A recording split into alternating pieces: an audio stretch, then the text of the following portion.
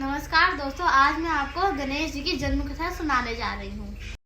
एक बार कैलाश पर्वत पर माता पार्वती अपने शरीर के मैल से एक बालक का स्वरूप बनाती है और फिर उसमें जान डाल देती है। माता पार्वती ने इस बच्चे को गणेश नाम दिया और अपना पुत्र रूप में स्वीकार किया। जब माता पार्वती स्नान के लिए जाती है तब गणेश को बुलाती है और कहती है कि मैं स्नान करने जा रही हूँ, तुम द्वार पर बैठकर मेरा इंतजार करो और ध्यान रखना कि कोई द्वार के अंदर ना आने पाए। गणेश कहते हैं, ठीक है माँ, आप बेफिक्र होकर स्नान कीजिए, मैं आपका आज्ञा के बिना किसी को भी अंदर नहीं आने दूंगा।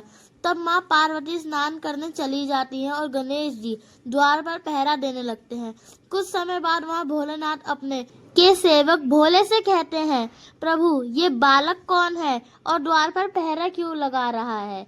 भोलेनाथ कहते हैं, जाओ तुम पता करो। नंदी और सेवक उस बालक के पास जाते हैं और पूछते हैं, बालक तुम कौन हो? गणेश बोलते हैं कि तुम कौन होते हो पूछने वाले? सेवक कहते हैं, ठीक है तो हम अंदर जाके माँ पार्वती से ही पूछ लेते हैं। तब गणेश कहते हैं, अरे ऐसे कैसे, ठहरो, तुम अंदर नहीं जा सकते।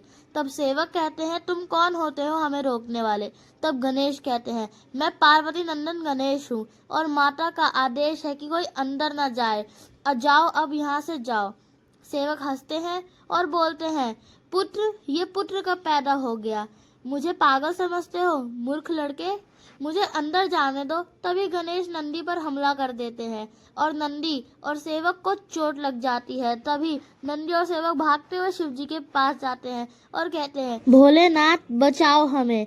तब भोलेनाथ नंदी की चोट देख गुस्सा करने लगते हैं कि उस तुच्छ बालक की इतनी हिम्मत कि मेरे नंदी को मारा, तुम पर हाथ उठाया, अभी जाकर मैं उसे सबक सिखाता हूँ। फिर नंदी और सेवक के साथ भोलेनाथ उस बच्चे के पास पहुंच जाते हैं। उन्हें आता देख गणेश कहते हैं, अरे कहाँ चले जा रहे हो तुम? दिखता नहीं, मैं यहाँ पहरा दे रहा हूँ।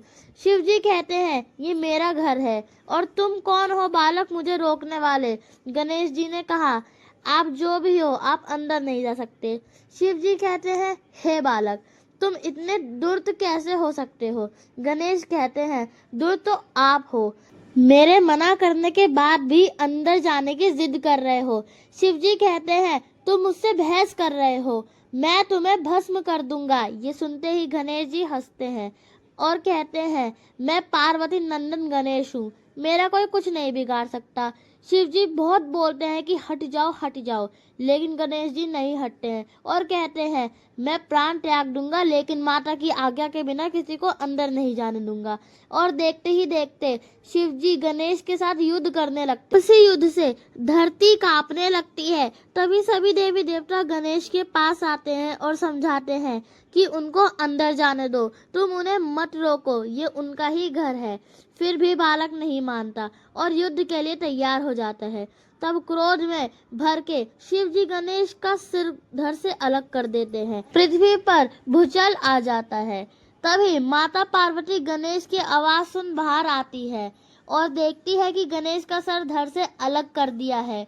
इसे देख माँ पार्वती कर होश उड़ जाते हैं। वो रोने लगती है, क्रोध से भर जाती है और विनाश करने के लिए चामुंडा का रूप धारण कर लेती है। माता का ये रूप देख सभी देवता माता के सामने प्रकट होते हैं। माता उनसे कहती है, ये मेरा पुत्र जीवित नहीं हुआ तो मैं इस सृष्टि को नाश कर दूंगी। माता कहती है, भोलेनाथ कहाँ हो, आप मेरे पुत्र जीवित करो, नहीं तो मैं भी अपने प्राण त्याग दूंगी और इस सृष्टि का नाश हो जाएगा।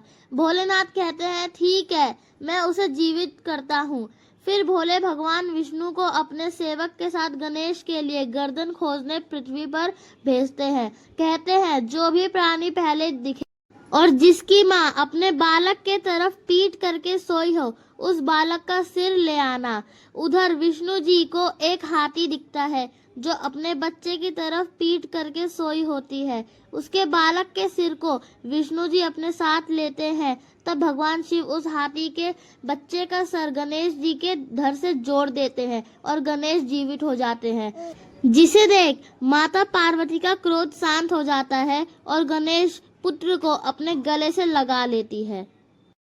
तो फ्रेंड्स, ये थी गणेश जी की जन्म कथा। इससे ये भी पता चलता है कि गणेश जी को हाथी का सर कैसे मिला था। और अगर आपको गणेश जी की जन्म कथा अच्छी लगी हो तो मुझे कमेंट करें और ये भी बताएं कि आप नेक्स्ट कौन सी जन्म कथा सुनना चाहते हैं। जय श्री राम।